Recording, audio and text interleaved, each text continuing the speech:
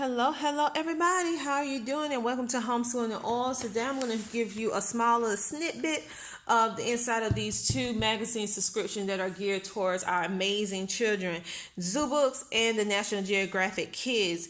At one point in time, I used to get both of these as a subscription, but now I don't anymore because I have just way too many. I guess you get the point. I have way too many. And so, but I want to show you how they look on the inside before you buy them, just in case you are thinking about possibly getting a subscription. I will say this: my children thoroughly enjoy going to the mailbox when they was younger, getting these out and seeing what article and what animal they were going to be featuring for the next month. Some of these actually, I think it's the Zoo Books, that actually have different contests that you can actually enter with drawing and poetry and stuff and giveaways. And they are very prolific in doing different things to get the children engaged. So if you're looking for something like that, I would suggest that you actually get Zoo Books. Now, National Geographic also does giveaways too. So, and it's open to the individuals who are that subscribe or whatever like that. So, let's go ahead and get started. I only pulled out two each. So let's just look at the National Geographic Kids. You know, I love National Geographic anyway. This is just a wonderful little thing. And it's the same format. If you have any National Geographic books, it's the same format on how they actually display history. You will notice that they're going to have history, they're going to have science, they're going to have things that you didn't know. They're going to have all kind of different little things within this book, even things about animals. And so really like it.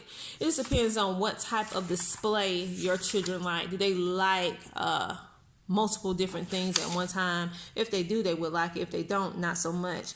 Then it's actually going to branch into language arts. Every book has a certain type of language arts that they're doing, where they're filling in different words. They're going to have searches. They're going to have this or that. They have all kind of different little cool little things in the book. Okay, and this is another one. This is the National Geographic for kids. And as you can see, these books were thoroughly used. That's why they're so broken in. I actually used this for zoology when we branched into it a little bit with the anatomy. Now, National Geographic magazines are a little bit thin. They're very thin compared to Zoo Books. Quality-based, thinking from a consumer perspective. The information and the stories are very good, very engaging. Just love National Geographic. The only downfall I would say with National Geographic is that their magazine is not as sturdy as I would like. As you can see, it has a lot of indentations in it because, and my children are very easy for the most part on stuff. So it's a lot of indentations, but based on traditional magazine companies, it's still a good quality. But for if you have little hands and they're constantly going in and out, you will know that this will tear a lot more. And I have older children. I bought this when they was when they was 11, 12, or 10 to 12. So, and they really wasn't hard on it, and it still kind of tore. See? So I think with their magazine quality, the pages could be a whole lot better. But the information and the presentation of the information is right on point. Now, Zoo Books. Let's talk about Zoo Books. Zoo Books information. Let me just show you the inside of it. Very good. And then you'll notice in some of theirs, they will actually give you posters that comes with some of the issues. They do different little things like this inside of there. So let's compare how it looks. See how it looks different. This is more like fun and bright, vibrant, and a lot of different things going on. And the National Geographic has a glossy look. It's very glossy, whereas this one is more like a matte finish. So you will notice that it has a lot of different things, whereas the Zoo Books, this is how they look. it features one animal a month, and it focuses just on that animal. So if you're into unit studies and stuff like that, then this will be a great thing for you if you're just focusing on the dolphins or whatever. So then it has this particular zoo book is focusing on monkeys. So you'll notice this whole article, this whole zoo book will just be talking about the monkey and various different type of monkeys.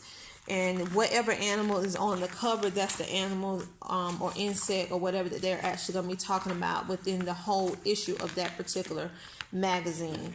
Whereas, and if that is something that you're looking for, then this will be great for you, the zoo books, because it focuses on one animal or one topic at a time. And it's very, very good for unit studies if you just want to focus on one little thing. Whereas with the National Geographic, if you want to get more subjects and topics ingrained into what you're doing in each issue, what's on the issue is going to talk about this animal, but it's also going to talk about a variety of other different things as well. So you're going to get this along with a whole lot. Look at this. It's talking about the wolf, which is on the cover. It's also going to talk about monkeys. It's going to talk about mountains. It's going to talk about sharks, the pyramids, bears. And it's going to also branch off into dinosaurs. And did you know it's going to talk about a variety of different things. So it just depends on what you're looking for. Now, as of with quality of the magazine, I feel like Zoo Book's quality is way, way better. It's way sturdier, the magazine, and it's way more sturdier than National Geographic, in my opinion. But National Geographic, compared to other magazines, is still top of the line based on how other magazines are. But comparing Zoo Books and National Geographic,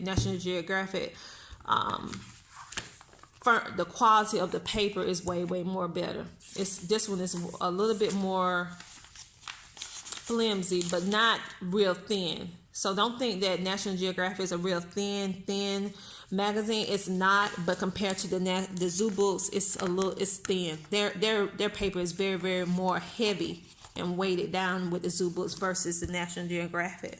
But the National Geographic offers a variety of things, whereas the Zoo Books per issue, but whereas the Zoo Books only talk about one topic. So I want you to see a comparison just in case you're trying to figure out whether or not you want to get a subscription or not. I feel like any subscription to any one of these companies will be a good thing for you. It's less work that you have to do. Your children will have the excitement and anticipation of receiving something with their name on it in the mail, and it can help you with your homeschooling, and it's something that you can easily travel with your homeschool. So it's a win-win situation with both of them. It just depends on what you're looking for. So I hope that you enjoyed this review. Remember to like, comment, and subscribe, and I will talk to you later. Bye.